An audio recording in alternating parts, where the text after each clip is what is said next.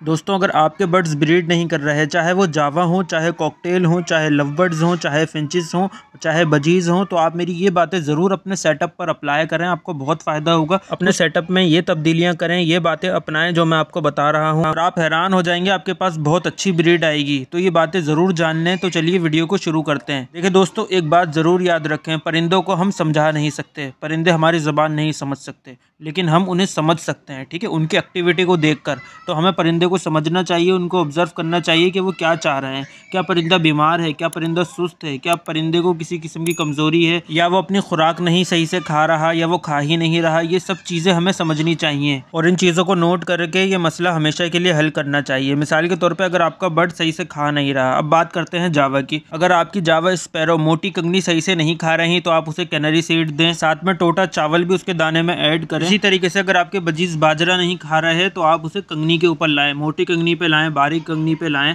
उसको लूसन डालें। इस तरीके की कुछ चीज़ें किया करें। अपने परिंदों को अच्छे से अच्छी खुराक देने की कोशिश किया करें, और अपने परिंदों की खुराक में मौसम के साथ और वक्त के साथ साथ कुछ तब्दीलियां भी किया करें। जैसे हमारा दिल चाहता है ना, हम एक जैसी चीज़ रोज़ नहीं खा सकते या लंबे अरसे तक नहीं खा सकते, ऐसा बिल्कुल परिंदों के साथ भी होता है। और एक बात ज़रूर जहन में रखें, अगर आपके परिंदों की एज पूरी नहीं है तो वो बिल्कुल भी ब्रीड नहीं करेंगे, चाहे आप उनको कुछ भी खिला दें, कितनी भी केयर कर लें।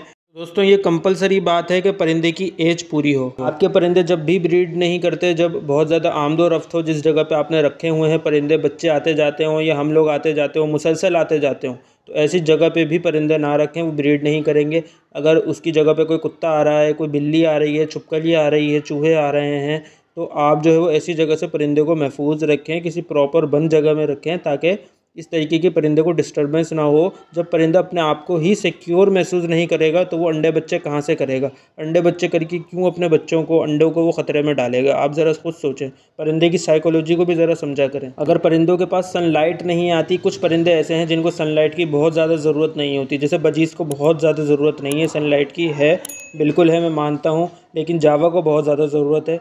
ठीक है, इसी तरीके से कुछ परिंदे ऐसे हैं जिनको सनलाइट चाहिए, तो कोशिश करें उनके लिए ऐसी जगह चूज़ करें जहां सनलाइट ज़रूर आती हो, परिंदे को ज़िंदगी का एहसास हो, जब भी वो ब्रीड करेगा। और परिंदों के केज का साइज़ बहुत मैटर करता है, नहीं तो परिंदा जो है वो डिप्रेशन में चला जाता है और उसको चर्बी भी लग सकती है। केज का साइज़ कम से कम 2x1.5 का होना चाहिए। चाहे आप उसमें जावा रखें, चाहे आप उसमें बजीज़ रखें, चाहे लव बर्ड रखें, और अगर आप कॉकटेल रखना चाहते हैं तो 2x3 का साइज़ या 1.5x3 का साइज़ होना चाहिए। परिंदों से ब्रीड लेनी हो, मिसाल के तौर पे आपको दिसंबर में मटकियाँ लगानी हैं, तो आप इस महीने उनकी अच्छी केयर करें, उनको अच्छा सप्लीमेंट यूज़ करवाएं, विटामिन ई का कोर्स करवाएं, और साथ साथ आप जो है वो फर्टिलिटी का कोर्स करवाएं। विटामिन ई फर्टिलिटी के लिए ज़रूरी होता है। कैल्शियम का कोर्स करवाएं, ताकि परिंदे में किसी किस्म की कैल्शियम की कमी ना हो, और वो प्रॉपर तरीके से एग ले कर सके, और किसी भी किस्म की एग बाइंडिंग का शिकार ना हो। याद रखें, अगर आपके पेयर ने एग ले करे हैं, चाहे वो किसी का भी पेयर हो, लव बर्ड का हो, कॉकटेल का हो, फिंचेस का हो, जावा का हो, और उनमें से बच्चे ही नहीं निकल रहे हैं, मिसाल के तौर पे आपने एग की कैंडलिंग करी और आपको एग के अंदर वीन्स बनती हुई नहीं दिख रही, यानी बच्चा बनता हुआ नहीं दिख रहा, किसी किस्म का फर्टिलिटी का कोई सबूत नहीं है, तो इसका मतलब दोस्तों होता है कि मेल की गलती है। मेल जो है वो मेटिंग सही से नहीं कर रहा, और अगर 3 बार ऐसा हो जाए, फर्टिलिटी एग्स में नहीं आ रही, तो उस मेल को आप फारिग कर दिया करें। तो एक बहुत बड़ी गलती और हम करते हैं, ख़ासतौर पे कॉलोनी में जब हमें ब्रीड लेनी हो। मिसाल के तौर पे ये बातें हमने बहुत सुनी होंगी कि 20 पेयर के लिए आप 25 मटकियाँ लगाएं। दोस्तों, ऐसा आप बिल्कुल भी नहीं किया करें। जितने पेयर हुआ करें उतनी ही मटकियाँ लगाया करें। ये बात दोस्तों मैं आपको क्यों बोल रहा हूँ कि जितने पेयर हों उतनी ही मटकियाँ लगाएं, इसलिए मैं बोल रहा हूँ कि अगर आप 20 पेयर एक कॉलोनी में छोड़ते हैं, तो ज़रूरी नहीं है कि 20 के 20 जो है वो जोड़े बना के ब्रीड पे लग जाएंगे और मटकियों में चले जाएंगे और उनको मटकियाँ कम पड़ जाएंगी।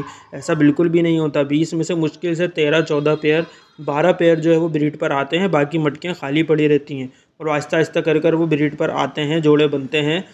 और तो इस तरीके से कॉलोनी में होता है। लेकिन अगर आप 20 पेयर को 25 मटकियाँ दे देंगे, तो फीमेल एक मटकी में अंडे देगी, उसको वो मटकी पसंद नहीं आएगी, वो दूसरी मटकी में चली जाएगी, और जावा इस तरीके से मस्तियाँ करती रहती है कॉलोनी के अंदर, और कॉलोनी में इधर उधर घूमती फिरती रहती है और मुफ्त का दाना खाती रहती है, और रिटर्न कोई नहीं देती। तो आप जावा को या किसी भी बर्ड को किसी किस्म का कोई ऑप्शन ही ना दें। उसको एक्स्ट्रा मटकी मिलेगी नहीं, एक्स्ट्रा बॉक्स मिलेगा नहीं, तो वो उसी बॉक्स के अंदर गुजारा करेगी और उसमें भरपूर अंडे बच्चे करेगी।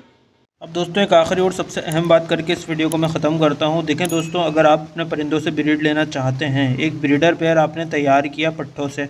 अब आपने जब उसको तैयार किया तो आप उसको सीज़न में ही लगाएं। आपको पता होना चाहिए कि इस परिंदे का सीज़न क्या है। मिसाल के तौर पे अगर लव बर्ड हैं, इनका सीज़न जो है वो नवंबर का सीज़न है, अक्टूबर नवंबर का इनका सीज़न है। अगर पट्ठा तैयार हुआ है तो आप उसको वेट करवाएं, उसको अक्टूबर या नवंबर में ही उससे ब्रीड लें। भले वो अगस्त में तैयार हो गया हो, भले वो जुलाई में तैयार हो गया हो, उस मौसम का वेट करें जो जिस परिंदे का सीज़न हो। पहली बात तो ये हो गई। दूसरी बात यह है कि जो ब्रीड करता हुआ आ रहा है, जो सेट ब्रीडर पेयर है, उससे तो आप पूरा साल ब्रीड ले सकते हैं। और तीसरी अहम बात इसी बात के अंदर ये है दोस्तों कि परिंदे को रेस्ट देना भी है या नहीं। आप परिंदे की हेल्थ देखकर डिसाइड करते हैं, उसकी कंडीशन देखकर, उसकी एक्टिविटी देखकर, वो कितने अंडे बच्चे दे रहा है, ये सब चीज़ें देखते हुए आप फैसला करते हैं कि इसको रेस्ट देना चाहिए 2 महीने का या नहीं देना चाहिए।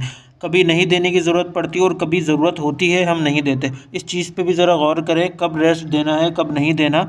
हाँ, एक बात मैं क्लियर करता चलूँ, जो पेयर ब्रीड करता हुआ आ रहा हो उसको रेस्ट देने की भले ज़रूरत इतनी नहीं है। अगर वो अच्छी ब्रीड कर रहा है तो कोई मसले वाली ऐसी बात नहीं है। अगर आप डाइट अच्छी देते हैं, आपने अच्छा माहौल दिया हुआ है, प्रॉपर आप केयर करते हैं। लेकिन अगर आपने पट्ठों से तैयार किया है तो उसको हमेशा आपने सीज़न में ही लगाना है, जो सीज़न होता है ब्रीड करने का परिंदे के। मिसाल के तौर पर एक लवबर्ड का पेयर है जो आपके पास पट्ठों से तैयार हो गया जुलाई के महीना में, और जुलाई में थी सख्त गर्मियों और सर्दियों में थी सख्त बारिश। अब जो है परिंदा सेट ही नहीं हो पाएगा, माहौल के हिसाब से एडजस्ट ही नहीं हो पाएगा। और अगर आप उससे ब्रीड ले भी लेंगे तो वो अच्छी ब्रीड नहीं करेगा, या तो अंडे ख़राब करेगा, या तो बच्चे मार देगा, या तो बच्चों को सही से खिलाएगा नहीं, और वो डिस्टर्ब रहेगा। इस काम में दोस्तों सब्र बहुत ज़्यादा चाहिए होता है। परिंदों का काम अगर आप करते हैं तो ये चीज़ ज़रूर जहन में रखें और ठंडा करके खाना सीखें, नहीं तो सिर्फ और सिर्फ आपका मुँह जलेगा और पेट भी आपका नहीं भरेगा। तो दोस्तों ये थी आज की वीडियो। वैसे तो ये बहुत बड़ा टॉपिक है, किसी नेक्स्ट वीडियो में मज़ीद और पॉइंट्स पर बात करेंगे।